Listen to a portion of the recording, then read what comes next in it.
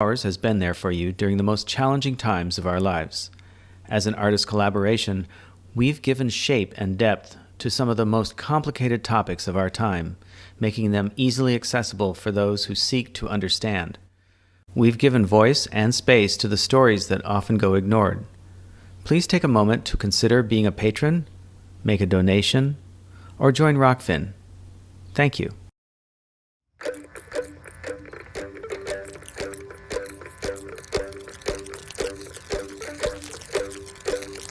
Lonely spider crawling on the floor. Lonely spider longing for love once more.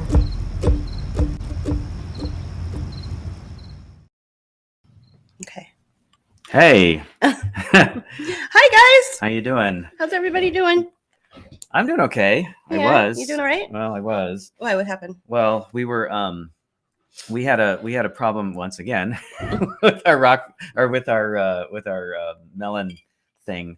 There was going live on Rokfin right now. Yeah, we're live on Rokfin. Hello, Rokfin folks. Hey, Rokfin. Hi, see, we're there. Hi. There was we uploaded an image and then we couldn't figure out how to get rid of it, so it was like stuck in the middle of the screen, like here, and like we're like, where does anyway? Yeah. Weird. Well, like I keep saying, it's not a bookmark unless there's some sort of technical issue. Right. So it's the end of November. We're coming up on the holiday season.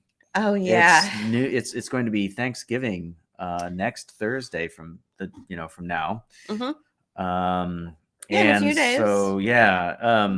But we wanted to, before we got into all that, we wanted to play a video of a friend of ours.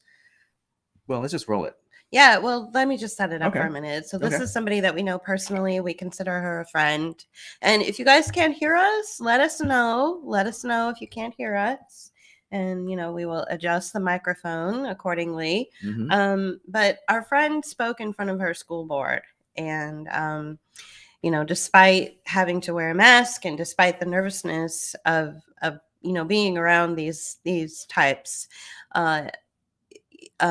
that really don't care what you have to say, she did it anyway, not because she knew that she would affect any kind of real change, but because she knew that she had to do it because it's the right thing to do. Right. So after we watch her speak and after we roll her video, I want to do just a little bit of a follow-up about the kind of people that are sitting on your board of supervisors, the kind of people that are running your cities or your towns or your neighborhoods, the kind of people that sit on the school board and on your municipal boards or on your borough councils and things like that. I want to just go into a little bit of detail about the kind of people that you're dealing with when you go and speak to them about these really important issues. Okay? All right. Well, let's roll it.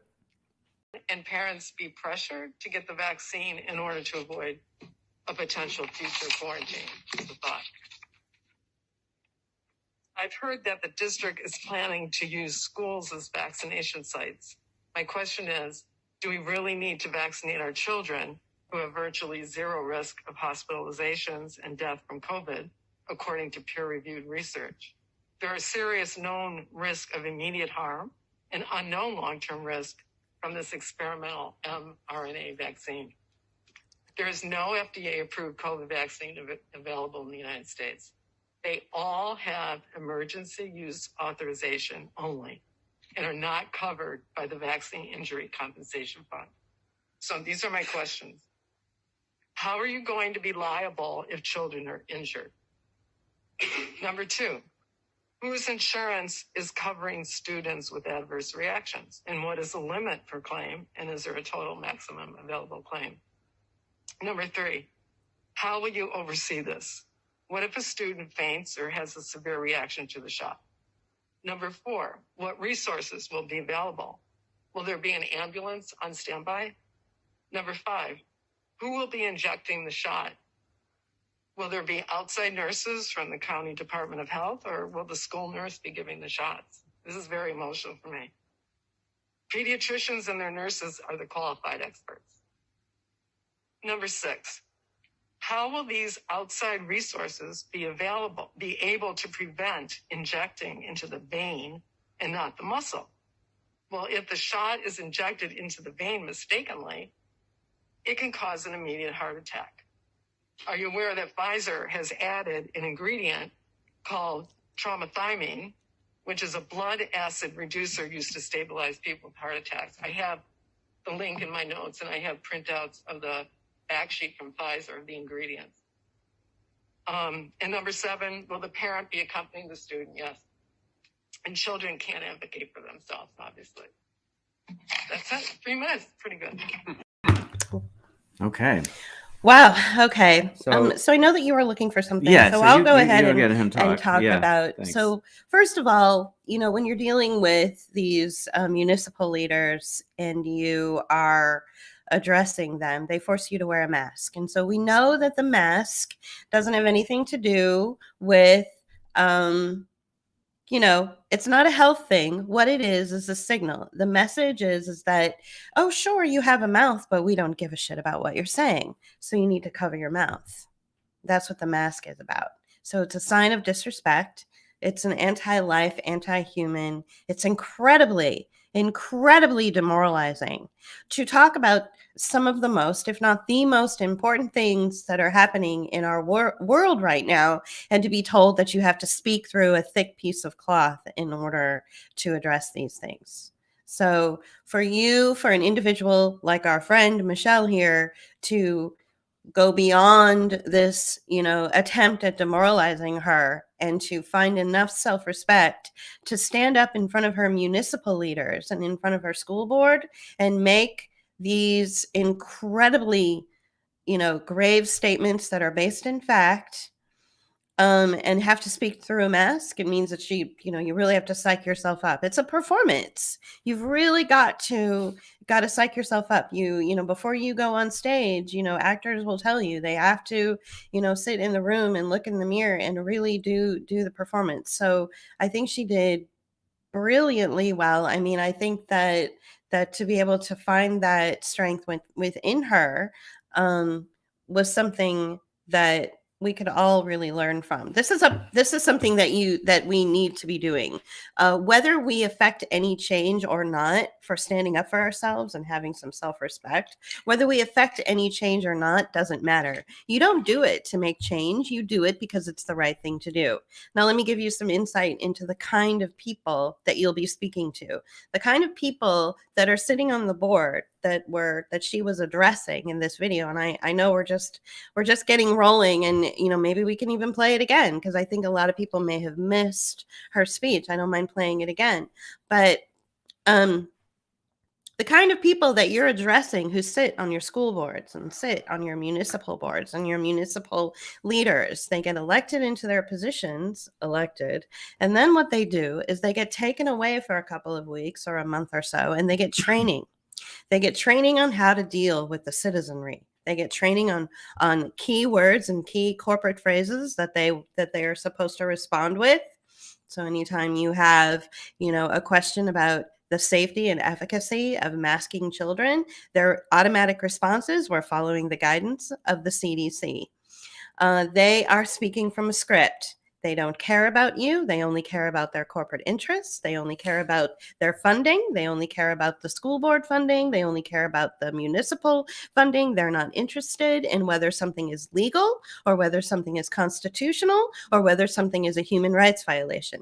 That is not why they exist. And so what you have to do is you have to be just as sharp and just as cutthroat as they are. You have to develop your own brand and be a corporate entity all on your own. You have to know how to address these people in the same way. And a lot of individuals that are going to these school board meetings and a lot of these individuals that are going to the municipal meetings they come from different backgrounds where they don't understand that what you're dealing with are entities that claim that they're working in your interest, but they've been trained to actively work against you. They have been trained and they've been given a report, a corporate report that states all of the necessary protocols that your county, your municipality, or your school district should follow. And none of those protocols and none of those actions will benefit you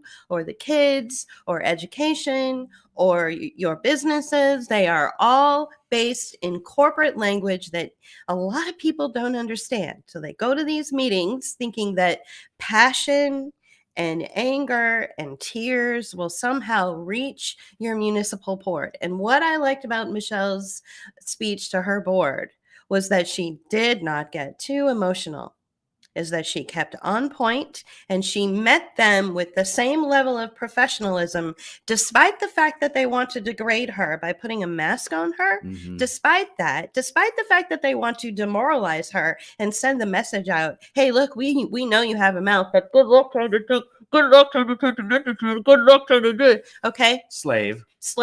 That's what the masks are for. They don't even want you to be seen, let alone heard. They're tolerating you. She asked if she could remove it to speak, and they said no. Right. So clearly they weren't interested in hearing what she had to say. It's a short message, and a couple of people have already asked if they can see it again. Yeah, so we're going to go ahead and play it again. And I know that you're looking for something from Winter Oak. So while we're playing it again, we'll get a chance to look again. We're going to try looking for that again. All right, here we go. And parents be pressured to get the vaccine in order to avoid a potential future quarantine. Is the thought. I've heard that the district is planning to use schools as vaccination sites. My question is, do we really need to vaccinate our children who have virtually zero risk of hospitalizations and death from COVID, according to peer-reviewed research?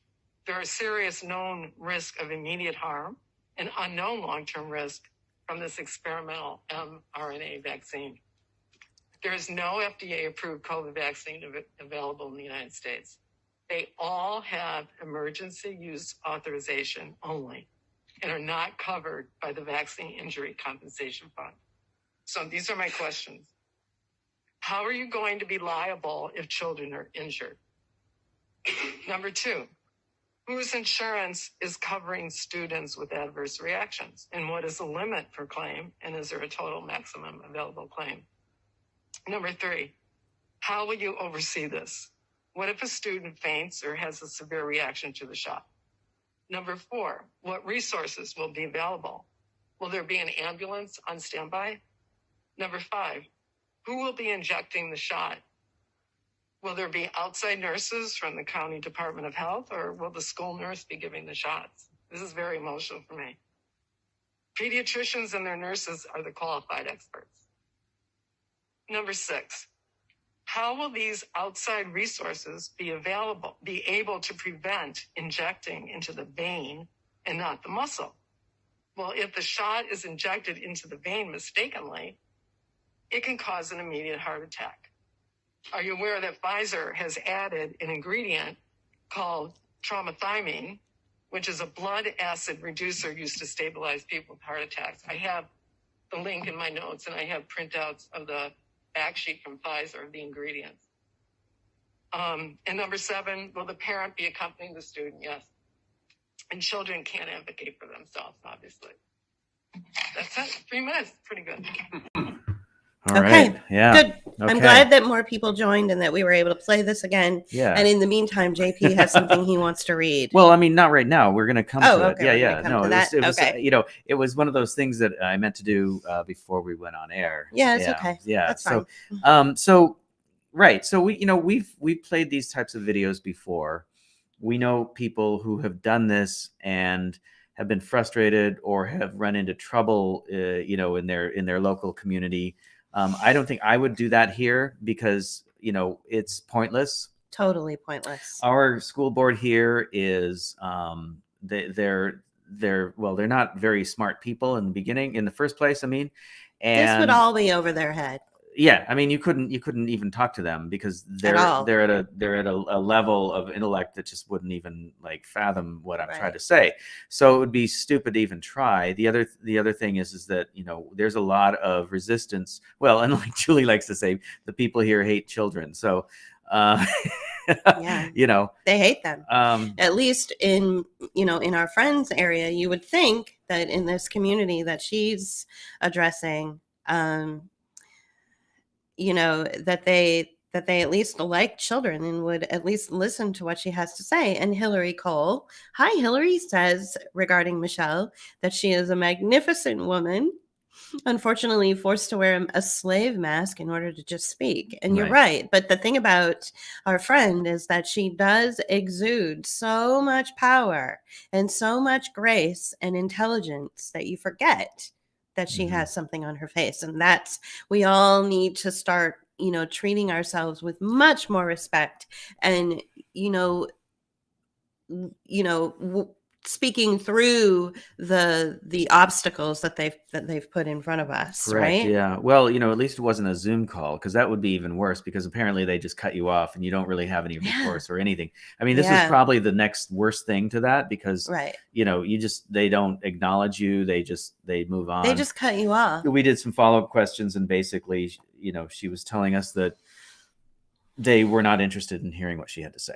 Right. Well, and none of them are. And that's what I'm trying to that's the point I'm trying to make when you go and you address your municipal leaders and your school boards. I'm not telling you not to do it. Obviously, you need to speak the words. When you speak the words out loud, you give them life. You've got to speak the words. You've got to speak these really, grave truths. You've got to speak them out loud. You've got to find your voice and you've got to speak it. Whether you affect any change from that speech or not is not the point. The point is that, when Michelle and I spoke after she met with the municipal meeting, she said, I'm a gardener by nature, just like JP is. I'm a gardener and I plant seeds. And so that's what you have to do. So again, you can't go into it with this false hope of like, I'm going to go in with all of my links and all of my information and all of my facts and all of my passion, and I'm going to move them to do the right thing. That's never going to happen.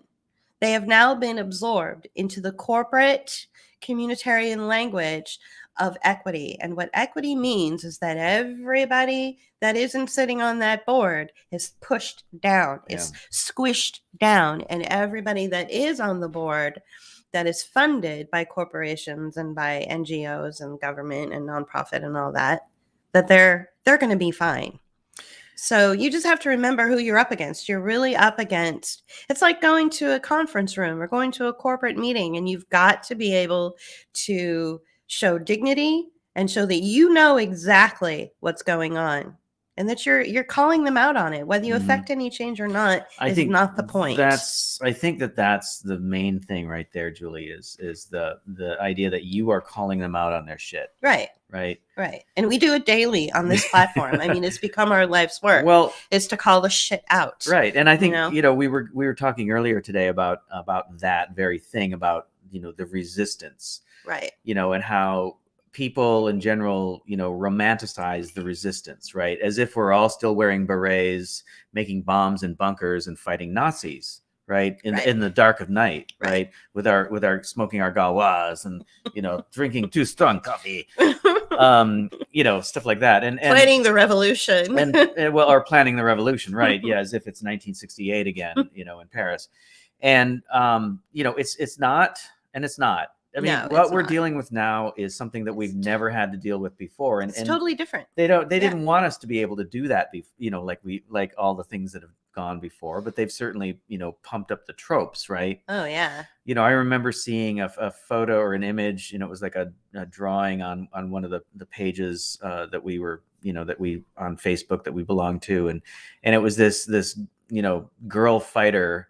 And she had an old army helmet, with crap stuck into the bandana that was tied around it, like cigarettes, and and a gun slung over her shoulder. It was from the side. It was I forget what that's called.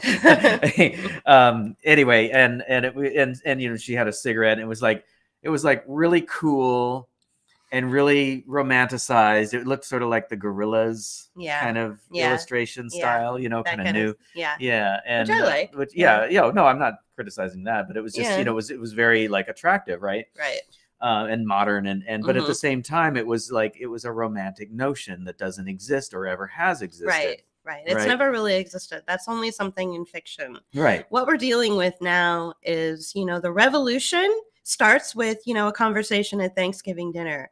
The revolution begins when Granny calls you up and says, "I need you to take a test or get a vaccine or wear a mask at dinner." The revolution begins with you going, "Yeah, go fuck yourself and don't go to Thanksgiving dinner." That's where the revolution starts. Yeah. The revolution is if your husband or your wife or whatever, your kids threaten to disown you because you won't capitulate to, to dogma, you say, "Oh, well, I guess I'm on my own. Mhm. I have new friends." That's and you the- start over. And that's that's the revolution. That's the resistance. And that's the resistance. And that is so much harder than, strapping a gun to your back and going into the jungles and taking over the enemy. That is so much harder than It you is. could ever imagine. Yeah. It takes more bravery and more strength to walk away from Thanksgiving dinner than it does to take over the enemy camp.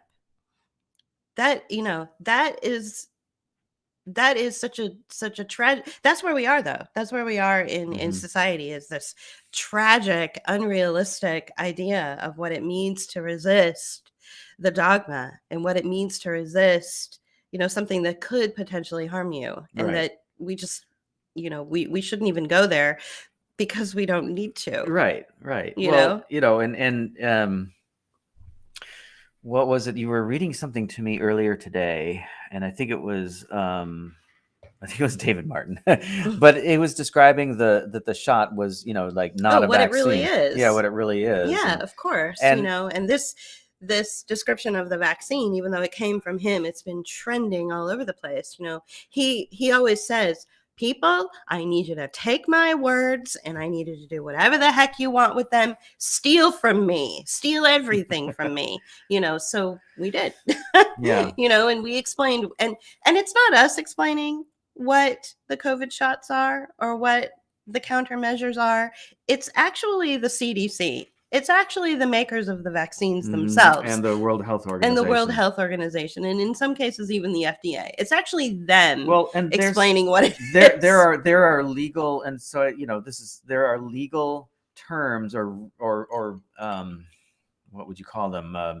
Definitions. That's a better word of what a vaccine actually is. Right. And what they're pushing now as a vaccine is not that. And the reason that they call it a vaccine is because they are only able to push it out there and coerce people to take it under the emergency emergency powers. Right.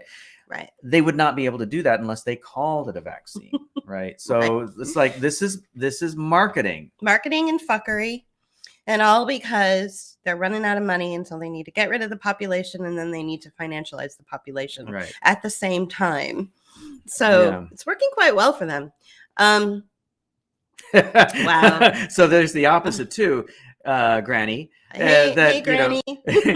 So Sandy says that I'm the granny not allowed at grandkids Thanksgiving. Well, I am really sorry to hear that. I'm sorry to hear that That's too. tragic. And you should be able to see your grandkids. Right, exactly. This is bullshit, right? It's total bullshit. And so, the reason that we said granny was just because it's just a throwaway word, right? Yeah. So it could be that you are the granny that doesn't, capitulate. It could be you are the grandchild that doesn't capitulate, or the cousin, or the whatever, friend, whatever, the coworker. And it's just like back in the mask days, like in July of 2020. I yelled at a bus driver because he wanted me to put a mask on, and he assumed that I was a Trump supporter because I wasn't wearing a mask. I said, "This isn't." He's like, "Don't make it a political thing." It's like, you're the terrorist. I'm not making it a political thing. You are. You are, exactly. Yeah. And these people are, these people that are forcing you to do these things. They are the terrorists. They're terrorists. I'm sorry to say. You think that they love you, but they don't. Right. Yeah. They're the terrorists. And so this is all coercion, and it's done through family ties now. So this has all been designed to work this way. Yes. Right. Yeah. Because they can't. This is really complicated warfare.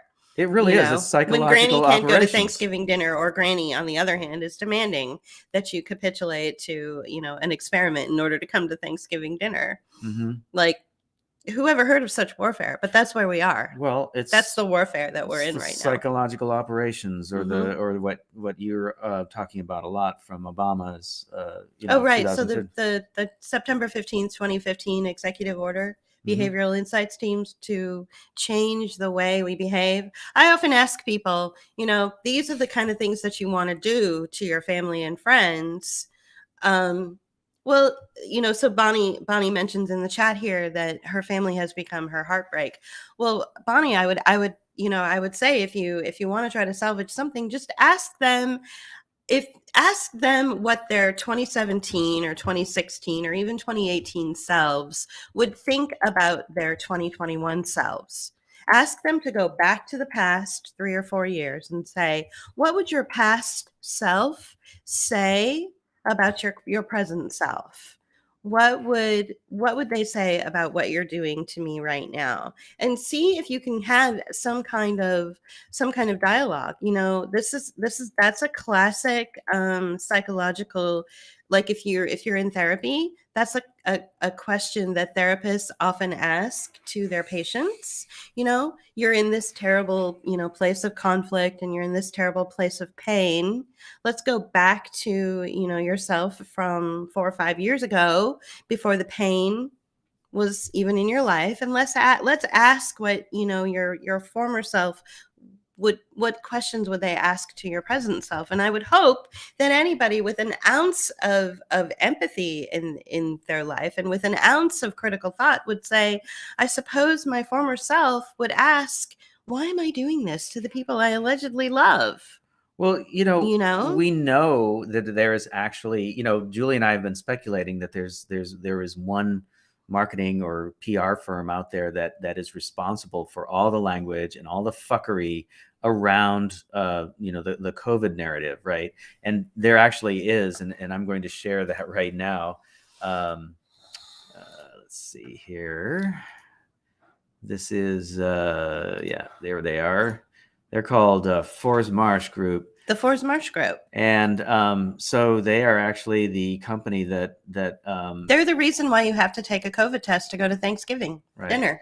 Right. And these guys right here. So they are government contract vehicles. So basically, they are a military contractor, and they mostly do propaganda for the military, and they were hired to take care of the propaganda for the COVID narrative. So awesome for that. Can I see what? Sorry, we have a little visitor. I know we've been having in that the middle lately, of winter. We've got like a little flyer or something. So I want to see what Bonnie has to say here. They say they are protecting me. Bonnie, that's the language that they've been told to tell you. That's not something that they truly believe. That's something that they've been told that they need to say. Right. So the language around this is coming from organizations like Force Marsh Group, and there's probably other ones that are out there that then have taken that initial report, or that initial thing that they created, this campaign that they created, and it's distributed out. That's why all the imagery looks the same, for the posters that were put out there in 2020. That's why all the language sounds the same. That's why there's the same phrases and buzzwords and concepts. My response to that, Bonnie, is going to be hurtful and harsh. My feeling is that when people disinclude other family members, or they force other family members to do things like take a test or wear a mask or get a shot in order to just have Thanksgiving dinner, my feeling is that the message is very clear, that they probably never respected those people to begin with. But they've been told through the messaging that he was just talking about, they've been told, well, make sure you use soft language like, oh, but we're doing this to protect you. See, we're hurting your feelings and breaking your heart in order to protect you. It's almost like, mimicry, or monkey see, monkey hear, monkey do, whatever. Right. These phrases and words are used in the media constantly over and over again. And you see them in print media, you see them in, whatever comes to you in the mail. It's in the magazines, newspapers, it's on NPR radio, it's on, CNN. It's all these things, these phrases and terms, and they get repeated, and people pick them up. And you can tell, you can tell when there's a phrase or a word, a buzzword that is thrown out there into the world via the media, because suddenly everybody's using it. It's like, trust the science is one of those things. And you've noticed that they don't say trust science, they say trust the science. Right. So it's become dogma. Yeah. And I'm really sorry to hear that they're flipping the script and gaslighting you, Bonnie, because that's what they're doing when they say that they live in fear. So Bonnie says, in part they live in fear, but they count themselves as the neighborly ones. And they love their neighbors as themselves, and that they're accusing Bonnie of being the selfish and ignorant one. Right. That's called gaslighting when they are describing you as what they are. That's gaslighting. They're gaslighting and you. Projection too. And projection. Yeah. Right. So my feeling regarding this is that when you are dealing with people that are so lost to their own mind, and their own minds have been inverted, this is what the executive order from September 15th of 2015 was all about, was to take our learned behavior. We grew up, our parents told us, make sure you always tell the truth and do the right thing. Don't hurt be respectful to your elderlies. Okay. Be respectful to people that have less than you. Or your elders. Sorry. Be respectful to the older people in your lives. Work hard, do all the right things. So these are all the things that we've been taught. The executive order of September 15th of 2015 that Obama signed into action was a behavioral programming modification to take all of those things that we've learned and to invert them and turn them upside down. And so that's what's happened, is the people that are accusing you of being selfish and ignorant have fallen prey to that behavioral modification. And I am not equipped to fix it. I am not equipped to give you any advice. The only thing I can do, and the only thing I could say, is for you to do what someone suggested to me, is to ask those people in your life, or even ask yourself in your life, but specifically ask the people who are hurting you now what their former selves, who never really hurt you before, especially when it came to Thanksgiving dinner, ask them what those people in the past would have to tell the current people. Like they're two different people having a conversation, and make them look at themselves and remove yourself out of this conversation that they have to have with themselves. Bonnie, you talk about the introduction of 4IR, the Internet of Bodies, and the Agenda 2030. You're going to lose them with all that. Yeah. Don't ever talk about whether this is a real virus or not. Don't ever talk about Internet of Bodies and Agenda 21. All of that is just information that's just noise in the background.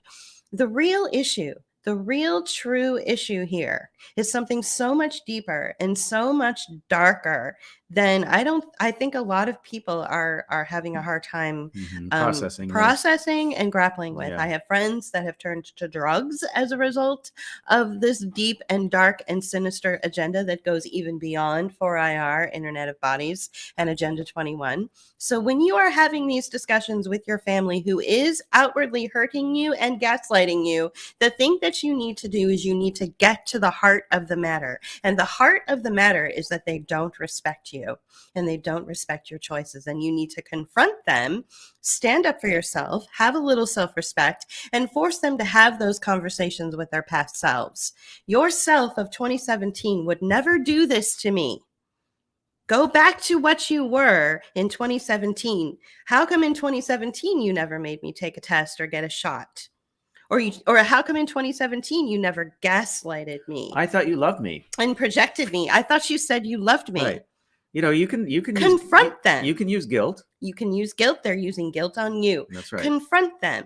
Keep your language simple. Keep your language personal, because it is your family that you're dealing with. You are the driver of your own happiness and your own destiny. And especially if you're an older person in the family hierarchy, like a grandmother, you deserve respect. Absolutely. You absolutely deserve respect from your grandchildren and from your children. No, the opposite what they are goes doing true to as well, you is right? right. So let's see. Veronica says we are out for a church and old family month of over 50 beloved. I made the decisions for my husband and I that we wouldn't attend. If we give in, we participate in the madness. So there you go. The other thing too is as soon as you use the word vaccine, as soon as you use the word virus or any of the buzzword or any of the words that are surrounding this thing, you lose the argument. Yeah, you lose. So you have to keep it on that personal family level. Like, I thought you loved me, or I thought I thought I was part of this family. Apparently I'm not. Apparently I'm not allowed to think for myself. Apparently I'm not allowed to have opinions. This has all been a buildup over the years. When the Trump administration came in, suddenly the liberal class was like, beating up on anyone who was a Republican or conservative or whatever. Bad equals Trump or Trump equals bad. And it's like, they weren't keeping you away from dinner, right? But they were ostracizing you at that point. So that was sort of that buildup, and this has been a series of nudges to get people to start thinking in ways to separate, you as an other. You're an other. You are somebody who is bad because you're not going to take the countermeasure. Right. So it's not about the vaccine or the countermeasure. It's not about, any sort of like virus or even COVID for that matter. There is a bunch of stuff going on in the background, and you're welcome, Bonnie. It's our pleasure to speak this way and to try to help people. We definitely, we've done it on this platform as well. We've created the video essays that do describe, what's happening behind the scenes, the corporate, takeover of our municipal bodies, Internet of Things. We've got plenty of video essays out there, plenty of creative ways that we've articulated what's going on a global scale with the globalization of our lives. Agenda 21, we've done all that as well. But I think what we're doing I think what's happening right now is we're witnessing this fracturing of families and this fracturing of society. And so, our platform, Book of Hours, we do have the word ours, O-U-R-S, meaning that the world belongs to all of us. And so we're trying to shift gears a little bit and make it a little more personal and really listen to our followers and listen to the people who are having real issues right now where people are feeling abandoned and discarded by their families. There are plenty of doctors and plenty of researchers out there to talk about the science and the technology that's going on behind the scenes, but somebody needs to address the pain. Pain is very real, and it will shape a society. It will shape a generation. It will shape culture. And what we're trying to do is address that pain, acknowledge it, and let people know that, that we're here for them. I mean, we've gone through a lot. We have something called experiential knowledge, which gives us intuition about the pain that you could be experiencing. And I'm glad to hear that some people have just decided to walk away from the hurtful, family get-togethers that are, causing a lot of pain in their lives. And, our videos, as awesome as they are not going to convince anybody. Right. So don't need to share them to try to convince somebody. These are there to inform you if you're open to the ideas. But speaking of pain and speaking of adult emotions, and family and all that. We saw a movie the other day. Well, go ahead. We did. We saw the latest documentary on Brian Wilson. Brian Wilson, who was, he was the maestro of the Beach Boys. Right. Yeah. Right? So he wrote most, if not all, the songs. He's best known for. So the movie is called Long Promised Road. The Long Promised Road, and and he wasn't the lead singer, but he organized. He basically did the what did they call it? Well, he did the songwriting, but he also orchestrated it or organized it. Put it together. And so it was his. He was the one responsible for the harmonizing, and so he did all that. That was his. Right. That was him. There's no doubt. There is no there's no questioning that he's the genius behind the band. But what we're also dealing with is, what I noticed by watching the the documentary about him. It's called The Long Road or The Long Promised Road. Right, which is the title of a song that he wrote. But it talked about, a little bit about how he got his start and, the way that he would, create the music and, how he really did each song was like a symphony, in its own. Very talented. And of course, we're a couple of Californians. Of course, we love the Beach Boys, yeah, right? I grew up in Southern California. So yeah, the Beach Boys are part of our life. So, but I think that what we have here with his, with the challenges of being abused and with the challenges of not being able to articulate how he felt, we have a microcosm of what's going on in the world right now. And I'm going to say a couple things, and I would like JP to jump in. Yeah, I think we can toss it around. We can wrap it. So what we have here is a person who was born during what's called the silent era, which the silent generation. The silent generation. Sorry, not the silent era. That's Charlie Chaplin. Right. The silent generation. And so if you were to compare, I would say the silent generation was a lot like Generation X, which is our generation. Right. So scapegoated, ignored, kicked to the curb, treated very badly. So in general, not all of us, but in general. So he came from that generation, and his father was incredibly abusive and, would humiliate him in front of his bandmates, and all sorts of really terrible things happened to him. And then, some things happened as he was, getting older and growing up, and he never really addressed the abuse from his father, the gaslighting, the lying, the humiliation, probably he got beatings as a little boy. There was also some serious humiliation. Yeah, so like stuff that you just wouldn't even imagine. It's appalling. Yeah. So he never went through the proper counseling. He never really even talked about those humiliating and demoralizing and abusive experiences that he went through with his father. He never spoke about it. So it was always internalized. And so it came out in different ways. And then what happened was he got involved. He finally did get involved with a therapist who wasn't really a therapist. He was a charlatan. And the therapist did all of the things that people do, psychopathic narcissists do when they try to take over your life.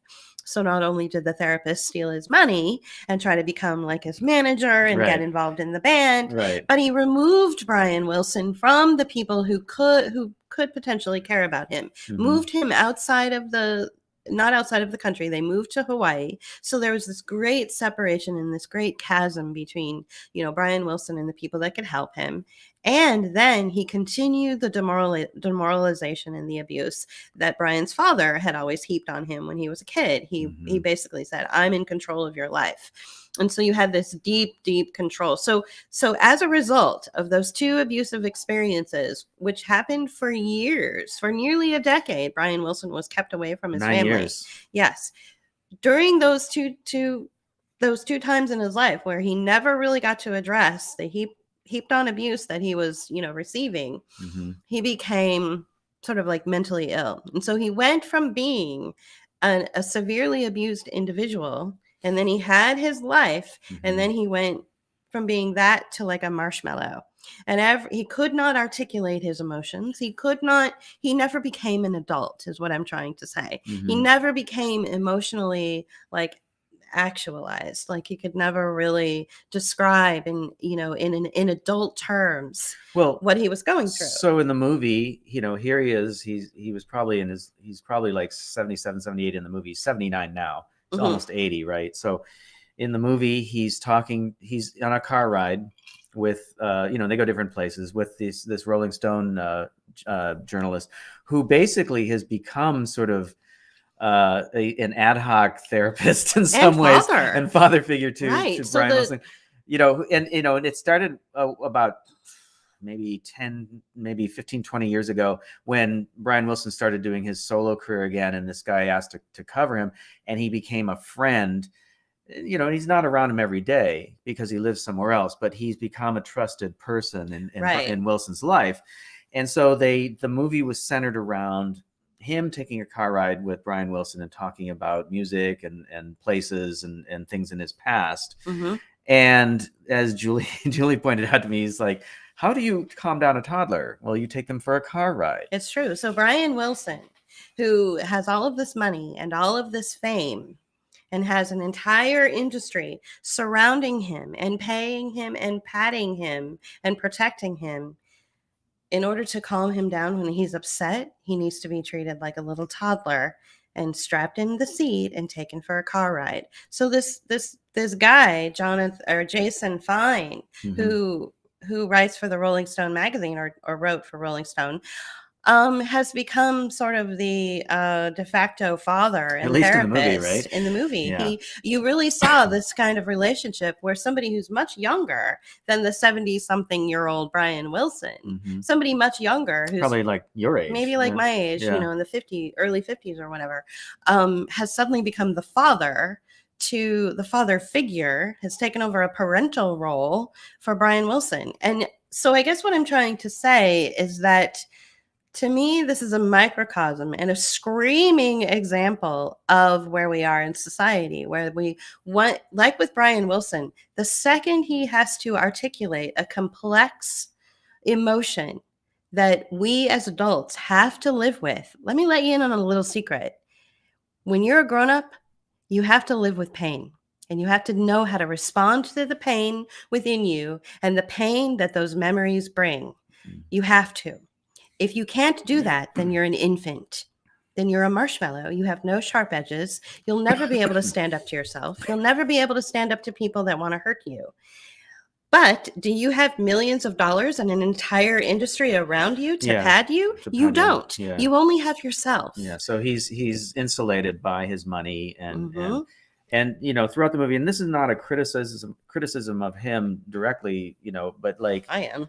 well, I mean, you see him being led around by the hand because, and he uses this word "scared" all the time. I'm scared. I'm I'm scared. scared. I'm Or scared. it's, you know, and he doesn't sound like that, but He you may know, as well. but he might as well. But Yeah. the thing is that, you know, again, here we have somebody who was a child when he became famous. Mhm. Okay.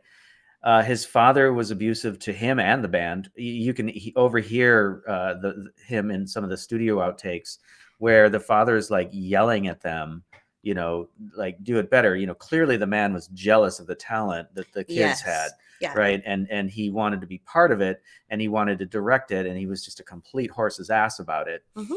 And but then, you know, he also was responsible for the hard scheduling.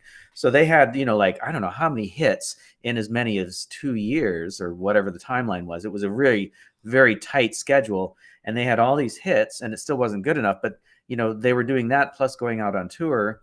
And Brian actually had a nervous breakdown. Like he had a nervous breakdown. Yeah. And he had to stop touring with the band. And this is what led to him being able to relax and create what became Pet Sounds, okay, which was their sort of seminal album. Mhm. And but at the same time, it also allowed him to withdraw without any sort of support other than drugs, alcohol, and other people to do those things with you. So, you know, I was reading the enablers. The enablers, Right. exactly. Thank you. And so I was reading the Wikipedia entry, which is never a good place, but if you want some, you know, shorthand, you know, knowledge, Right, you know, right. quickly, it's the place you go. But I was reading it, and it was interesting because there were two opinions going on about that period of Wilson's life in the mid 60s when he was doing Pet Sounds and then subsequently trying to create Smile.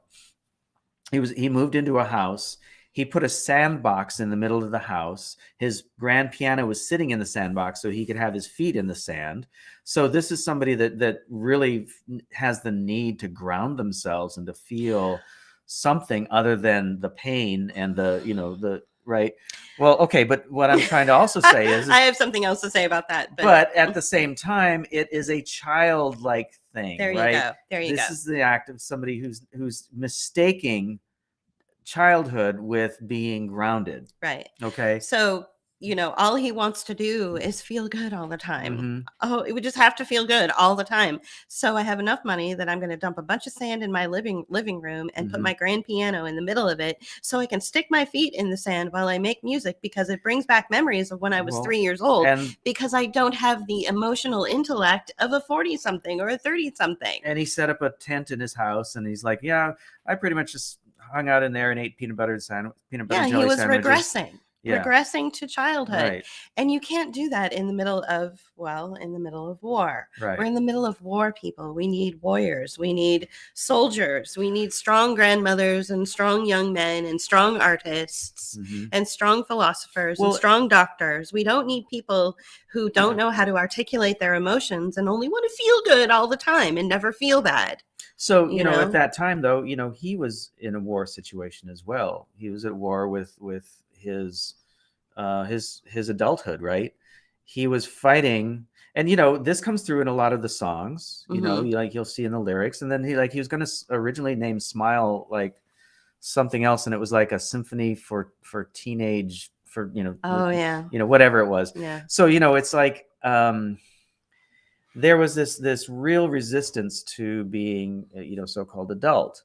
Right. But the thing, going back to what I was saying about a moment ago about the Wikipedia entry, you had two opinions going on about that period of time. You had the people who were the industry people or who were the musicians, and you had other industry people and more serious-minded people.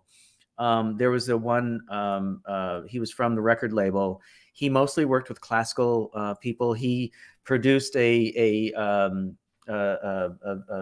program of, I forget the guy's first name, but Cassell. He was a famous Spanish cellist who was the original recorder of the Bach cello suites. I mean, he was a master of cello, and so this man worked with the artists like that, like high caliber Right. classical. And he went in to visit Brian Wilson at his home, and he was like, it was a home of irresponsible people who were protected by money, right, and they could live in this little bubble of their own little world. Right. Then you had the people that were musicians saying, oh well, Brian wasn't abusing drugs, he wasn't using drugs any more than we were, he wasn't any weirder than we were.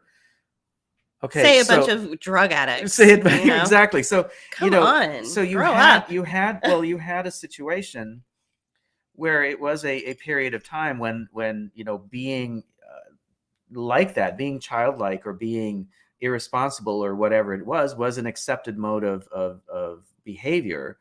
And at the same time you had also somebody who was like buoyed up by millions of dollars, who could basically do anything they wanted to and didn't have to worry about anything that was like in the real life. Right.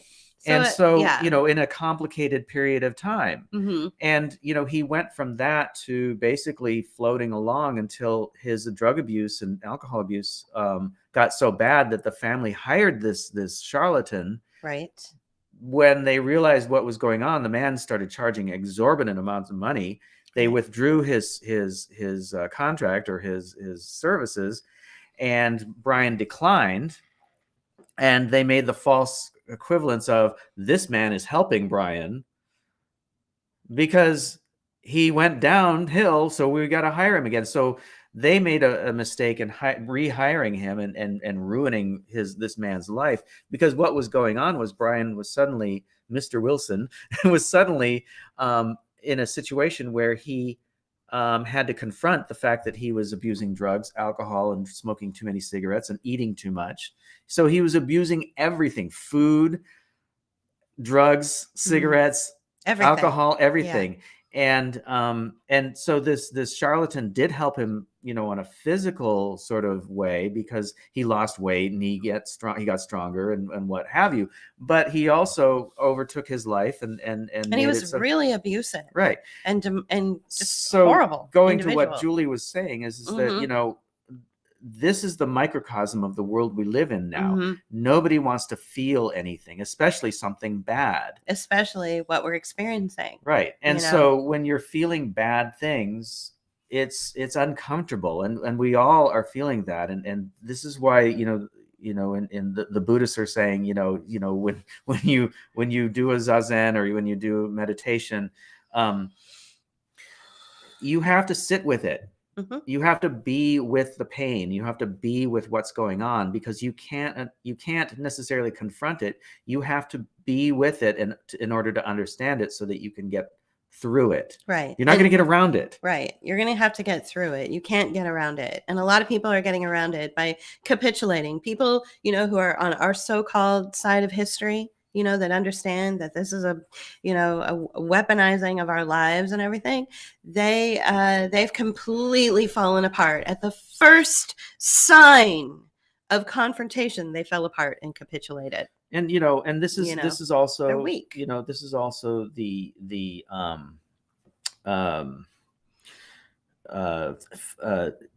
what is the word? Infantilization. Oh yeah. Of society. So what Brian Wilson was going through, 50 years ago, is what all of society is going through now, right? So I feel like that was a template, not that it was a deliberate, self-conscious template that was put on him to make him the poster boy for our, for where we live now. For what's wrong with the world. But I think that the society was moving in that direction, and that kind of helped push it forward. And, we got into this period of time where people were regressing, and with every generation, it seems to have gotten more infantilized and younger, to the point where people are always making fun of the millennial generation for play dates and always going around in groups and all that stuff. I mean, those are the cliches, right? But there is something to that on a more societal and greater level, right? Mm-hmm. So I mean, you can point to those tropes, but those are only the cliches. On a greater scale, yes, the society has become more infantilized over the years, and to the point now to where we're all dealing with losing our sharp edges and being marshmallows like Wilson. Like Wilson in yeah, that movie. And I'm seeing it. Yeah, really and it was really sad to watch this man have this inability to walk from one room to another, or out of a car into a restaurant, or out of the bus and into the concert hall without somebody holding his hand. Like he's an infant. Or a very frightened, frail old man or something. But I don't have any patience for that. You don't, but I think that I do to some degree. I have some compassion for that. I don't think that this is his fault necessarily. He was not given good direction. I mean, obviously it's not his fault, but at the same time, I mean, at some point you have to take the thing is responsibility for yourself. Okay, but see, that's just it.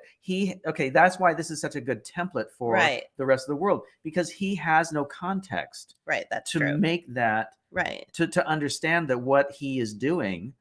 And you would see him do things like this. Yeah, so he'd be talking. There's certain things that when you're really stressed, or when you're like the tapping, right? Like tapping, or you do these things to calm yourself. And so this is often what autistic children are taught, to do a certain movement in order to calm them down, like the repetitive movement calms them down. So he did that too. So what I'm trying to say is that people who are troubled to this extent are made that way. Yeah, OCD is part of it, Veronica, for sure. But my feeling is that, Brian Wilson's inability to be an actualized adult and understand the complex nature of what it means to be an adult and how to live with pain is a result, and his inability, his infantilization of all of that is a result of abuse. It's a result of trauma. And that's something that you pointed out as well. Like after we watched the movie, it's like they keep calling it mental illness. They keep saying he's mentally ill, and it's trauma. It's trauma. It's abuse. That's all it is. Yeah. And when it's trauma and abuse, it's not your fault. It's someone else's fault for abusing you and making you that way.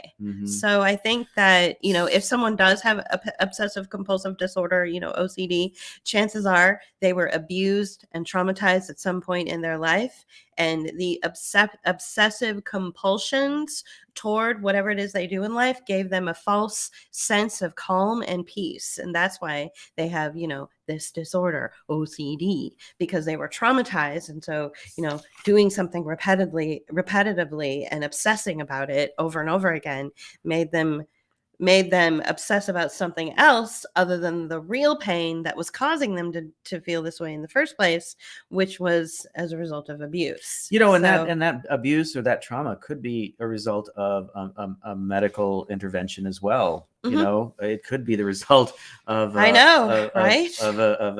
of a countermeasure that they didn't need. I know. Whoa, thank you, Hobbs. Thank you. Wow, thank you very much. Yeah, we appreciate that. Wow. Thank you. That's the super chat. Thanks. I didn't even know we were monetized. I don't know. Usually we're not. Yeah, usually we're not. But thank you, Hobbs. Thank you for that. Yeah. So we wanted to kind of go there. We wanted to talk about this, issue that we're seeing with our own two eyes, and this issue that I think a lot of us are seeing, which is this, inability to deal with the pain that's coming. So a lot of people are going to drugs, and a lot of people are just, giving up, and they're basically saying, you mean I can't go have Thanksgiving dinner with my grandma and with my entire family, and I'm going to be, I'm not going to be invited if I don't do these certain things? Yeah, fuck that. Y'all are great, but it's not worth it. I love my family too much. And so they're capitulating. They're getting tests, or they're getting, countermeasures. They're wearing a mask, and they're capitulating to the demands from the family. So the family are basically acting like terrorists, and they are indoctrinating people who at one point may have been like, I will never capitulate to this kind of, coercion. And they're capitulating to it because the second it started to hurt their feelings, they freaked out, and they were like, I don't like the feelings. I don't like to feel the fields. Oh my God, no, I don't want to feel the fields. So they just gave in and caved because, feelings. So guess what? Whoa. Feelings are sometimes bad. Oh no, that's life. Deal with it. Yeah. You might have to grow up. Yeah. So if you have a chance to go see it, if you're a fan of that music, I'd say, it's not the best documentary I've seen out there of anybody. Yeah. No. I think it was made by one of his sons. Right. One of his many, but it's many because he and his second wife adopted a lot of kids later in life. So he's basically at the stage of being great grandpa and being a father. To but children, we also know that other people that are like that too. Yeah, that's not a criticism at all. Thank goodness this other person who we have had on our show, who's a playwright, and sort of got a second lease in life too, with a young wife, and had children with her, is much more self-actualized and knows how to intelligently articulate what's going on in the world, as well as the emotional aspect to this as well. Yeah. So I always appreciate, when people understand, that sometimes you might have to feel bad. Yeah. So did we want to talk about? Yeah. So we got a, let me see if I can find it. We got a meme in our mailbox. Let me find the design. I hate this interface. So did I get rid of it? You may have gotten rid of it. That's okay. We can find it. You can find it on. You can just go online and find it. It's really simple. I can do it if you want. I mean, well, it kind of like throws a wrench in the works because it's not here. But we don't need the meme to talk about this. Yeah. So there was a meme that was going around from Rudolph Steiner. And I'd have to upload it. And, but that's very distracting. I can't talk. I can do that it. You want me to do it? If you want to talk, I can. Yeah. Okay. So Rudolph Steiner you can just go to a website and just type in Rudolph Steiner, and the meme will come up. And you can just do it through the internet if you want. That might be a lot faster. I'll try. So. Yeah, and then just put in meme, Rudolph Steiner meme. And then there it is. It's right there. Okay. This one? Yep. So. Right. So there you go. Yeah. Okay, it's a Facebook page, which is bullshit. Well, whatever, it's there. He's just an interesting person. Someone asked earlier if we had read the RFK book about Fauci or something or other. We're not really, we're not interested. I'm sure it's great. And I'm sure every podcaster in the world is going to be talking about the book and reviewing it. That's not that's not what we do. But we are going to talk about somebody we do like, not that we don't like RFK Jr. We're going to talk about someone we think we like, I should say, Rudolph Steiner. And so eliminate the soul with medicine. So it says in the future, we will eliminate the soul with medicine. And under the pretext of a healthy point of view, there will be a vaccine by which the human body will be treated as soon as possible directly at birth so that the human being cannot develop the thought of the existence of soul and spirit. Now, do we believe that this is his quote? Yeah, I don't know if this is really, you can attribute it to, I don't know the provenance of this, so I don't know if this is actually a quote by him or not. But the thing about Rudolph Steiner is that he's known for a few things. Oh God, I'm so distracted. It's hard for me to remember what I was going to say about it because there was a few things that I wanted to get into. I don't know a lot about him. I knew what I mostly knew about him was that he was responsible for three things, and that is Waldorf Education. And I'm going to get rid of this hide on stream. I'm going to talk Waldorf Education. Okay, so the Waldorf schools, biodynamic agriculture or gardening, and eurythmy dance. Okay, now there's something else that's attributed to him. Yeah, I don't know much. I don't even know what eurythmy dance looks like. I've made that up. Who knows? There was the band Eurythmics. I think they were named for that. Probably. But and I remember. Yeah. Well, anyway, he's also known for something called anthroposophical medicine. And there is a group out there now that carries this on. The Wikipedia entry is kind of hilarious because they talk about that they're basically saying it's junk, and they're saying that the medicine is similar to homeopathy in that it's a diluted form of a medication, and then they go on to say to debunk homeopathy and all these things, right? The thing about Steiner is that he based a lot of his work on spirituality, intuition, and things that you can't really, it's not quote unquote hard science, which in and of itself, that word or that phrase really bugs me because it means that you're not attributing anything to humanity. At that point, you're just looking at science as a cult, I guess. Hard science. Mm-hmm. Okay, that's what we're going through right now, and mm-hmm. we've lost the ability to think around problems or to, somebody asked us if we knew about lateral thinking and the person who invented it, and I'd never heard of the person, and then I looked it up and it was like, oh, lateral thinking, and I'm like, I've heard of that. And it's kind of like what we do. Well, it's what we do naturally. It wasn't anything that we applied anything to. It's just what we do. Right. And lateral thinking is basically thinking in different directions, right, mm-hmm. at the same time. Right.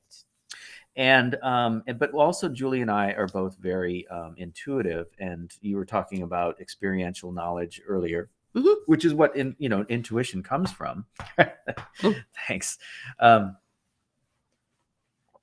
having two issues. It's getting damp and cold out, so mm-hmm. I'm feeling kind of congestion, but anyway, COVID, that must be COVID.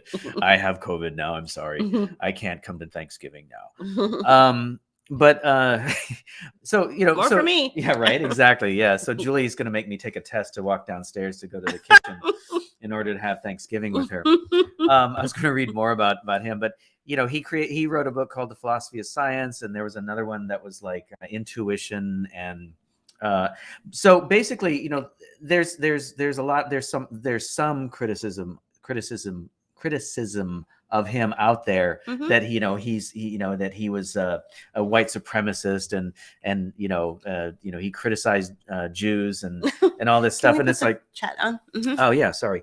Oh, we've got a lot of chats going here. And Yeah, we're good. okay, we're Thanks. good. So and those are the things that come up a lot of times with a lot of people who are outspoken or who go to a more a natural sort of place, like a lot of, like what I was saying to Julie, a lot of the criticism that's aimed at post left or green anarchists is that they have roots in like the same place where the Nazis came from, and Yeah, they were into community gardens. Right, The right, Nazis right. So were. our friend at Winter Oak, Paul at Winter Oak, wrote a wonderful piece about that. Mhm. How the Nazis did go to some of the same places, the same roots of where more green anarchists come from, but they only went to a certain place. Mhm. So it's a full false equivalence of Totally. equating, like, Yeah. oh well, we have the same influence, so that means we're white supremacists, or that Rudolph Steiner was a white supremacist because he may have criticized. He was an art critic, Right. and he probably, the one critic, the one thing that I saw on Twitter was he criticized Jews for using flowery language and blah blah blah, and I'm like, well, He probably just did that Yeah. anyway across the board. Now, Because he's an art critic. I didn't and really that's what want to they get do. into this aspect of him at all because I don't know anything really about him in depth. I Right. just know a few things. I know biodynamic gardening Mhm.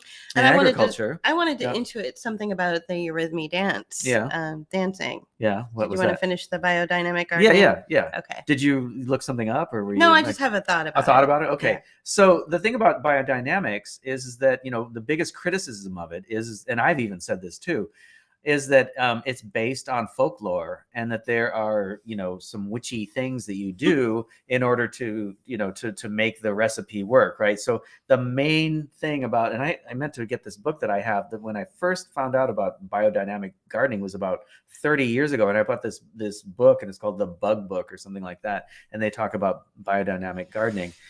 And it's all about, the hero of biodynamics is the earthworm and compost. And it's all about compost and using the earth and natural cycles to continue the growth of the next generation of the next season or whatever. Mhm. And some of the things that were said was that the folklore said you have to stir it so many times to the left during a full moon and blah blah blah. And I'm thinking, okay, yeah, there's that, but there is probably something to that, in the sense that it's not that it's witchy. It's just that it's the time of year, the time of month, the time of the season, whatever it is, that makes it more effective Right. when you're doing it. It's not that you have to do it 12 times to the left and 12 times to the right, and it has to be, but a certain time of the day, a certain time of the year, Right. is probably more effective, because there's probably microbes or something in the environment Thanks, Sandra. that that make that recipe more effective, right? And so biodynamic gardening isn't just about this witchy stuff. There are actual, things that you do that make it more effective for your garden. And I am not an expert in biodynamics in the long run. I try to apply what I know, and I try to apply what I know about organic gardening, and go with that. But knowing that that's out there and that's possible, that this was a person who was both a scientist and a cultural sort of, not critic, but like he was an artist, and he was a what you would call a Renaissance man in the late 19th, early 20th century. You okay? I'm okay. Yeah. Do you need some Pepto or something? No, I'm good. I'm good. Yeah, and he was also very spiritual, and so this thing that he create eurythmy? Is that Yeah. okay? Yeah. So he developed it. Yeah.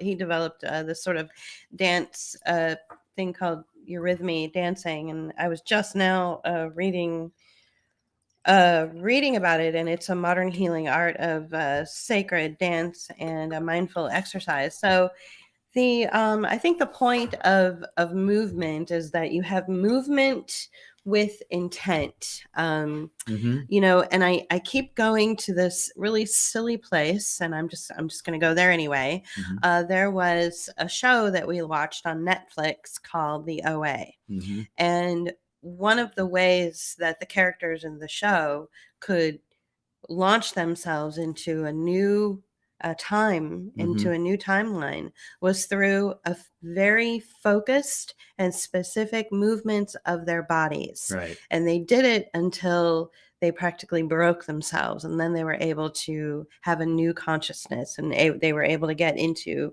a new place. I'm not saying that you can actually, you know, break the time barrier by, you know, by doing this. certain movements Right. over and over again. I'm not saying But that. it was fascinating that was the But I think the message, part of the story, right? Right. So I think the message with focused movement and this kind of mindfulness and spirituality based in movement. I mean, this goes back a millennia, where you've got, you know, people dancing, and you know, and it's almost pagan rituals. I don't have a problem with that. But all that stuff. You know, the thing with the OA, I mean, that was a metaphor, right? Right. It's a metaphor. So what we're looking at is, when you do this focused movement with your body, that you can pull yourself out of whatever, you know, whatever circumstances you're in. If you're feeling really down, even if you're feeling hungry, you can change the way that your body works internally. Well, you can change that's, everything. That's the whole thing behind yoga. Right. You know, right. and yogic practice. And we're not talking about, you know,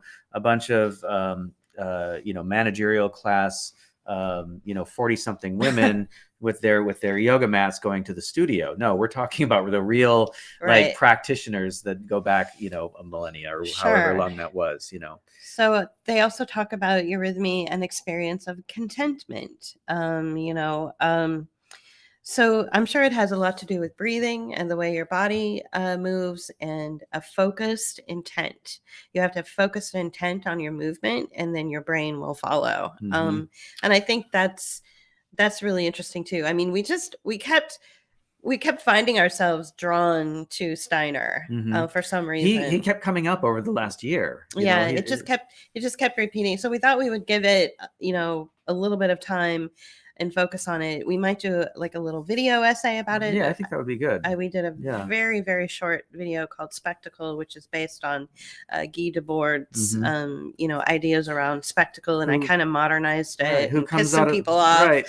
Well, he comes out of the same sort of tradition of, you know, looking towards nature and spirituality, as part of, you know, a broader context of life. Right. And that modern living and modernity and industrial capitalism has really been the downfall of people. You know, and nature in the world. And, you know, we're working on a couple projects about that. We are. You know, so I won't go into detail on that. Taking some time, but we're doing it. Thank you. We want to, you know, pause for 1 minute and thank our supporters, thank our Patreon supporters. Thank you for your support and being with us on this incredible journey and this strange ride that we're all on, and helping to support us and get us through. And we want to thank our Rokfin supporters as well. You know, hello Rokfin, and if you are in Rokfin, you know, there's a tip jar there, so you can always leave a tip. We got a super chat on YouTube, so thank you for that. But you can also tip if you watch us on Rokfin, and you can go to rokfin.com/book of hours and see our work there, as well as, you know, these things live. And you can always leave a tip. And thank you for the compliment, Sandra. I like this color a lot. Yeah, this it looks blue color. It looks good on you. I don't know if you can tell on the screen, but it's kind of like an ocean blue. Yeah, it's really nice. You were talking about Patreon. There is content available to our patrons that is not available to anybody else. Julie's been writing a story that's in serial format, right? So you update it every month. Yes, and I haven't updated it yet for November. Right. It's the 11th installation. So, but I promise I have something coming. I've finally got an idea. Going, and I'm actually getting very excited about it. So I'll probably have it written and published on Patreon before Thanksgiving. So that'll be something to look at. Yeah. Speaking of Thanksgiving, we're going to do a special pull quote marathon of some of our favorite shows that will be streaming on these channels. So wherever you're watching us now, you will see it come up, and it will be on Friday. We don't have a time yet, but that'll be Friday after Thanksgiving. We'll do some streaming. And we're going to stream people who are currently under a paywall, right? We're going to make it public. Yeah, we're going to make it public. Yeah. Cool. So all our you'll get to see Vanessa Beeley Mhm. And some other ones Mhm. that are under a paywall. And this weekend, starting, our Thanksgiving weekend, we're going to spend getting together the list of guests Mhm. that we want and that we will be asking to either come back or be a part of the thanks, Sandra. Thanks for joining us. And Actually, please do come back and listen to it from the beginning. There's a great video of our friend addressing the school board, which I think that you would really appreciate. So, I actually have assembled that list. That list exists. That list does exist. It's not only a list written down. It's in a spreadsheet, Julie. Ooh. Spreadsheet. So yeah, nerd over here. Yeah. Nerd alert. So yeah, we're going to start. I'm going to start sending those letters out next week. Good. Yeah. I just want to say that I'm super excited. They're top of mind, so they're on my mind. So I want to talk about them. And I don't know, I'm totally springing this on you, so I'm really sorry that I didn't warn you about this, but can we bring Bryn up?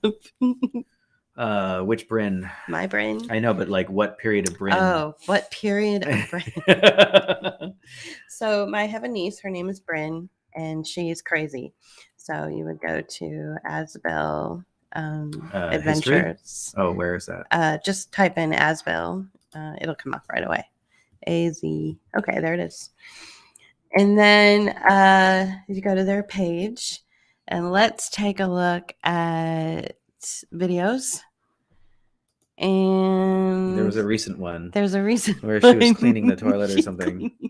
Oh, let's do British versus American. Okay. It's really cute. Okay. All right. So you guys are just gonna fall in love with this. Movies. Yeah. Yeah. Hang on a second. Let me share So this. my sister-in-law started a channel for the kids, and by the way, the kids are not getting the shot. Yeah, the kids are not getting the shot. Yeah. That's cool. Yeah. So we're very excited about that. In fact, she doesn't know this, but I think I want to bring my sister-in-law onto the program and have a discussion with her about homeschooling and about the kids and life in general. I want to play this one because I think this is funny. This is funny. We can let's do the British American. Okay, we'll do British versus American. Okay, now repeat. This is my niece, by the way. Water. Garden. Lift. Elevator. Okay. She's sassy. She is so sassy. When she was little, I have to tell you the funniest story. When she was little, like a toddler, she, and they like to go on outings. Can you bring it up so I can see what I'm? Yeah. I can't see myself. Okay. So they like to go on outings. So they're constantly going on little adventures, right? They live somewhere in the country where there's like caves and stuff, and you can go into the caves and hike around and stuff like that. So they went in, so we go out on these adventures, and JP and I have gone out on adventures with them in the past. We haven't seen them for quite a few years because we moved across the country and all sorts of crazy stuff happened. And then the dogma happened on March 13th of 2020. So we haven't seen them in years. And so they've grown up practically overnight, it feels like. But when she was a toddler, she would immediately come home after an outing, and she would go into her Bryn cave, kind of like a man cave. But yeah. And she sat in she's little thing, and she would sit in this huge Barco lounger. It was a child-sized Barco lounger, but it was huge. It was an adult one. No, it was a child-sized one. There was a sippy cup, holder. No, I think JP doesn't usually sit in Barco loungers. I think it was a regular man-sized Barco lounger because she was super tiny inside of it, and she would take her sippy cup and she would put it in the area where and you watch would the big screen watch the big screen of Princess Sophia, her cartoon. And she put her sippy cup in the area where you would normally put your beer. And she sat there with her blanket and her sippy cup with the clicker, watching Princess Sophia. So I came in and I was like, "Hey, Bryn, how are you?" And she looked at me and she went back to drinking her sippy cup, put it back, clicking the thing, and turned to look at me and go, "You can leave now. You can go now." I watched that. I saw that happen. That was and it was hysterical. Right. So she's actually, she's really funny and really crazy. Yeah, and so you can see a video of her dancing at the end of lifelong our learning when she's video, when she was a toddler. Right. So it's like right towards the end, right before the kid comes up playing ukulele. But yeah, let's watch this last one, and then we'll talk about our next thing, and then we'll head out. Okay. So what's another one? Cleaning the bathroom. I have to clean the bathroom. Let's do this. Okay, entering the bathroom. This is what I got clean. Not that bad. First, I'm gonna wipe the sink. See when I'm done. All done. Let's go. We're gonna get the Chlora. And then we're gonna. Wait, it's not going. Oh! I forgot to open it. Got it open. All done. Let's close it right up so it doesn't spill. Now this is what I gotta do. All good. Gotta shake it up. Now I'm gonna clean up here. I did clean under it, but it's hard to record into it. And got down here. Now we gotta do the hand. Other side. And the light bulbs. Now we're done. To the next one. This is this. First we need to take everything off the counter. Gotta wipe the counter, clean the sink. This again. Okay. All right. Well, the reason I wanted to play that is because that particular one is because I felt like how old is she? It's pretty sophisticated for. I know, right? I think she's like 7. Is she like 7? But anyway, 6 or 7. So all 4 kids are homeschooled, and my sister-in-law is very diligent at protecting the kids, and they all have a really good sense of humor. They're all really active. So Bryn is in tumbling. Her oldest sister. Does she do eurythmy? Probably. Her oldest sister is also very active and very athletic, and then she has 2 older brothers as well. So it goes girl, boy, boy, girl. And those are my nieces and nephews. And I'm super excited that, I had this great conversation with my sister-in-law recently. She's my brother's wife. And I'm happy that they're not getting the countermeasure. Yeah. And that they're being homeschooled and they're not doing this all day. 6 hours, 7 hours, 8 hours a day. That's just cruel. The cruelty towards children, especially in our neighborhood where we live, is off the chart. I'm getting really frustrated. You were really floored earlier. I don't know if it was this week or last week, but what was going on there? The heaped on abuse of the children. Well, we did an audio on that, and so go back to our blog or our audios. You can go to book-of-hours/blog. book-of-hours.com and just click on blog. I think it's called Blog of Hours. Yeah. And you'll see some of our audios that we've done, in the morning, or that Julie does by herself sometimes. So sometimes, yeah. So there we do, I upload different audios to the website almost on a daily basis. But I think, when I see how, the love and concern and the respect that, my sister-in-law has for her own children, it makes me really sad, because in the neighborhood that I live in, the children are not respected. Yeah. And their childhood is being robbed from them right out from under them. Yeah. And, when I look at my own nieces and nephews who still have a childhood, and they laugh, they're bright, they laugh a lot. They're bright? They're bright. Yes. They laugh a lot. They're sassy. They're physically active. And mentally, there, and not only there, but like I said, bright and sharp. Veronica, to this point, Veronica says, in my teaching days, my homeschooled students were always so different that when they came into the public system, like little human beings as opposed to little automatons. Exactly. Yeah, so that's what we're talking Exactly. about. Yeah, so It's so sad. And Mhm.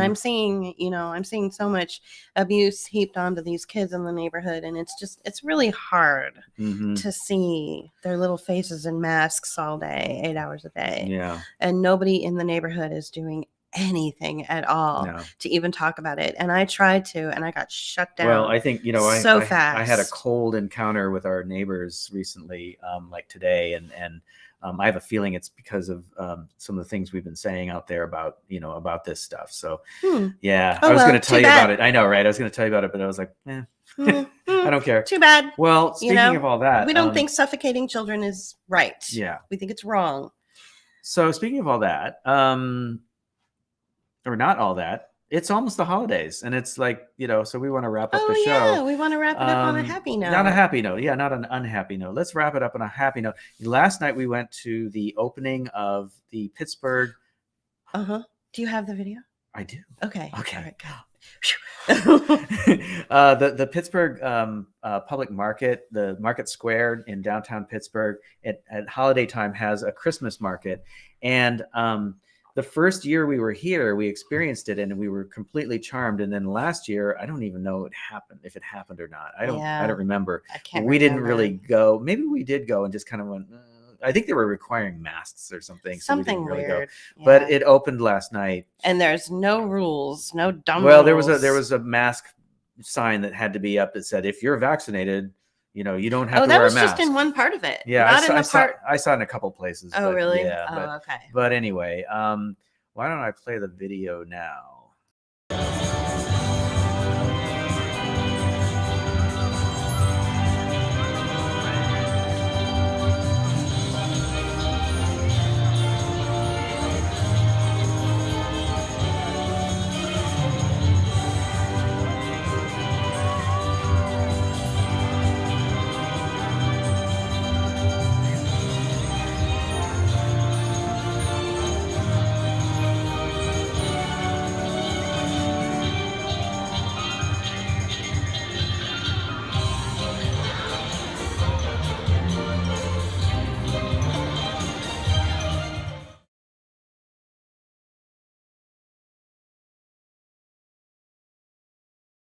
Yes, pickles are big here in Pittsburgh. You want to bring us in? Or do you want to no, because it's leave just, it big? just like okay. big.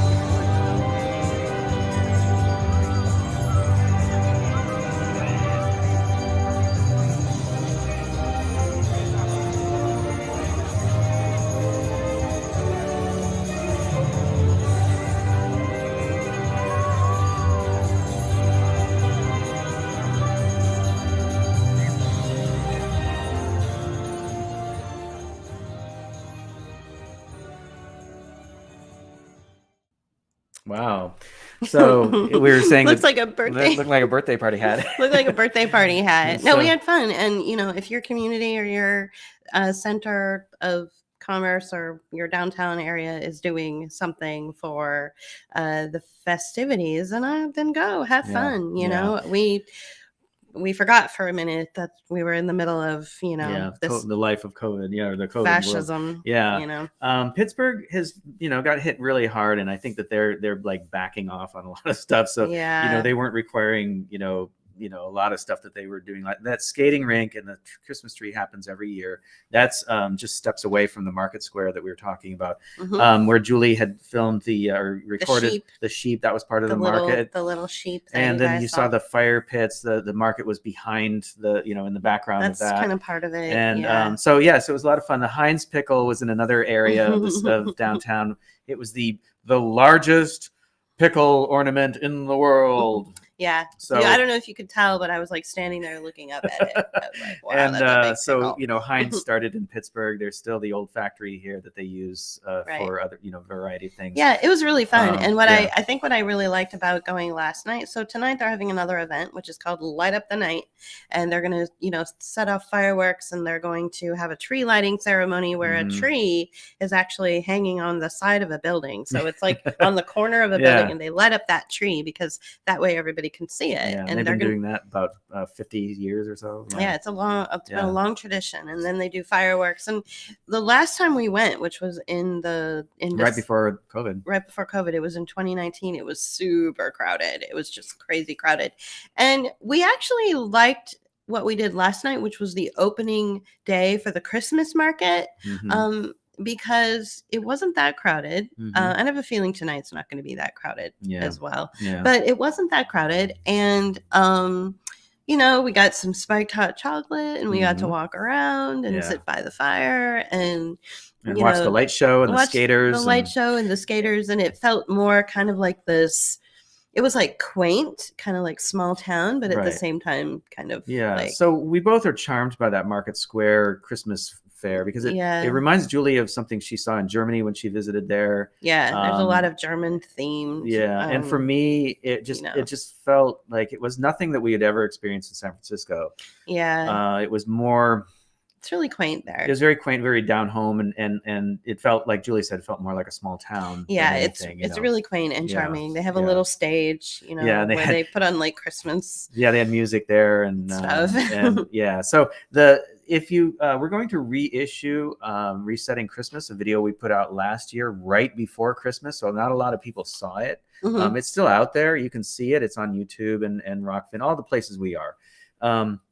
It's called Resetting Christmas. It came out last year. We're going to reissue that. But in that video, you will see the skaters around the tree from past years. Right. And so that's featured there. I felt bad because I put up a bunch of video and pictures on my private social media page.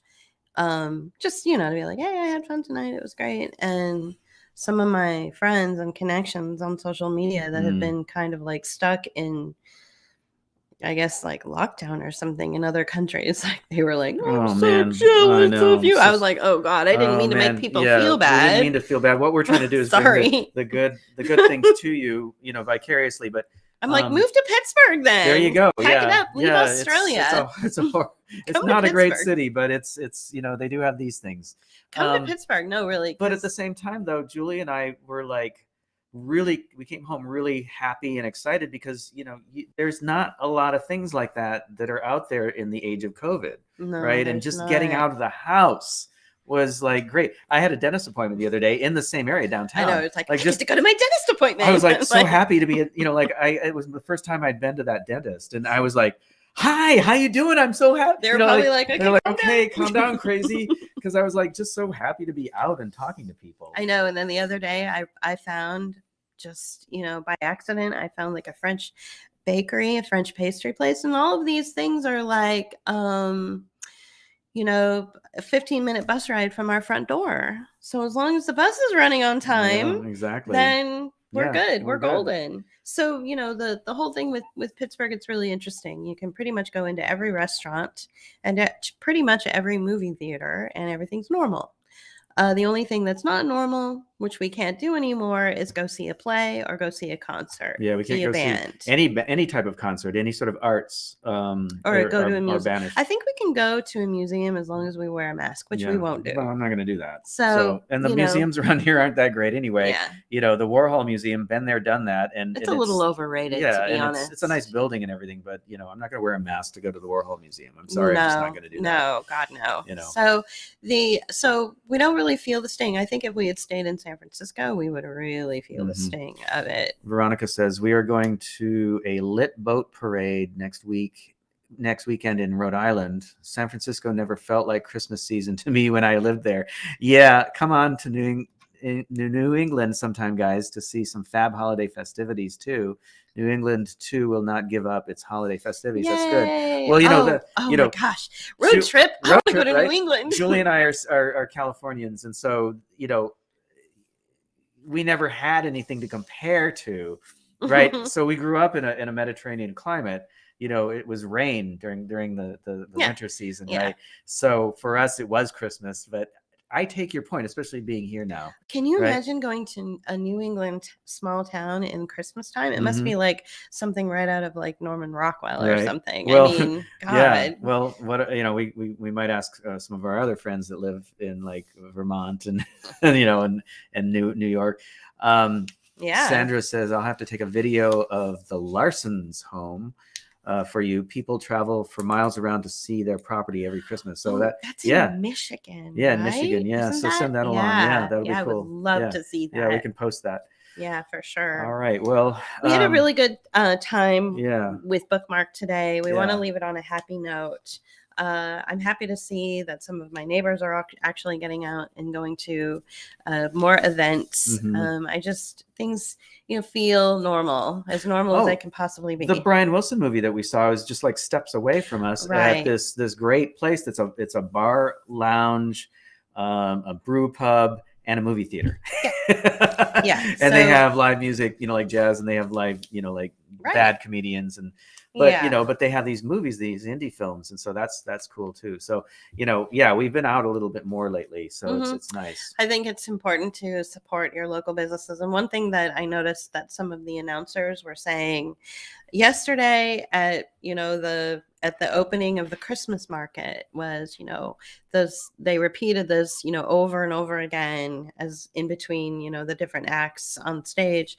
Hey guys, don't forget to support your small businesses. Get out there and shop. Let's make it a Christmas season to remember. And this is the same kind of language that we heard coming right after 9/11. Right. Yeah. America open for business. Exactly. Yeah. Remember that? Yeah. So I think that when you start hearing language like that, like come out and spend money, I think maybe it's starting to turn a corner. I'm really cautious with that because I know that there's a lot going on. But one thing I want to leave everybody with this, there's a lot obviously going on behind the scenes. Each and every one of you that listen to us do incredible amounts of research and have all of this information at your fingertips.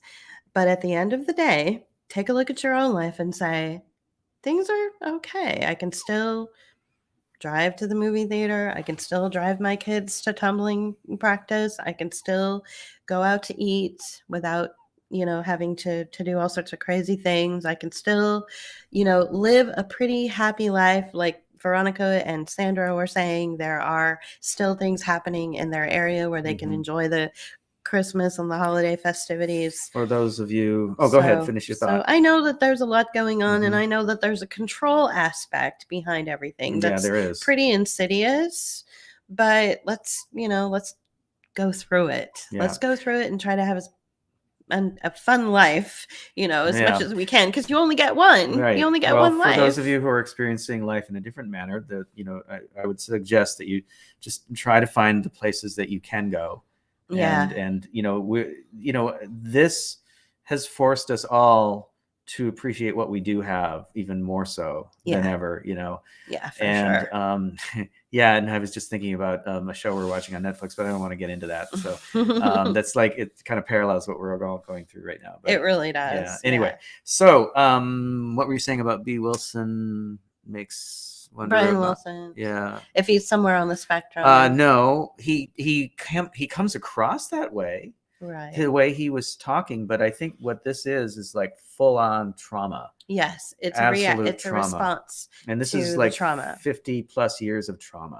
And to be honest with you, Kate, I'm wondering if the autism spectrum disorders, if they're just not a result of some kind of trauma that's been unrealized and not rooted out. Not everybody, and, but not everybody. Some cases, though, for sure. Yeah. I think a lot of what we've come to think of as just things that happen in our life are not things that just happen. It's a result of circumstances and situations that have caused deep trauma and deep pain in people's lives, and they haven't had an opportunity to diagnose them and work through that trauma and figure out ways to live with the trauma and the pain without having to resort to things like some kind of disorder or drug abuse or things like that.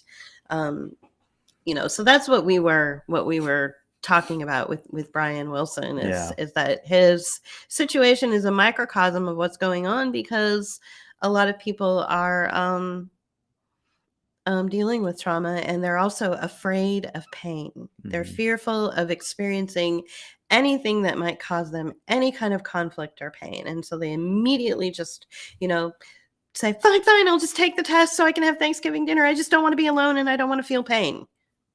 Well, life is pain, Yeah. So, but it doesn't have to be. Right. You can still go out and enjoy the good things. Yeah. And I'm glad that so many people who follow us have these really strong backgrounds in certain fields. For instance, Kate saying that she has a background working with the autistic, since the 1960s. Since the 1960s. Oh, so okay. That's great. Yeah. I mean, there's a lot of value to that. Mm-hmm. We need people like that to be bringing, their knowledge of that into the mix and into the conversation. Mm-hmm. I noticed that we do get a lot of people who have like really strong backgrounds in things. Like these are the kind of people that therapy that follow us. That's really interesting.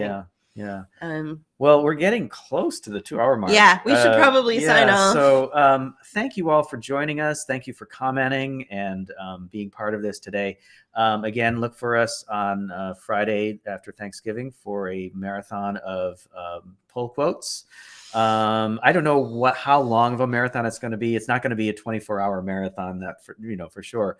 But we're going to pick some of our favorite pull quote shows and just stream them for that day, and we'll put out announcements for when we plan to do that, like the time of day that you can expect that. So we'll put something out there later this week, so you can tune in and check it out from time to time as you're sleeping off your dinner, your tryptophan-induced coma, right? Right, exactly. For those of you who eat turkey. So, we will not be eating turkey this year or any year because we're vegetarian. But that's aside.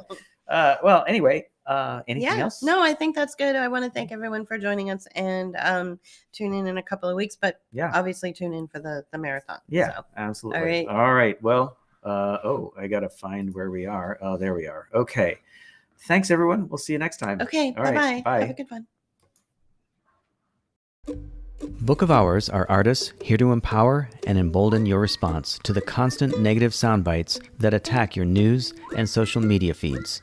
In order to continue making the video essays and art you've come to enjoy, we need your support. Make a one-time donation or become a patron. Thank you.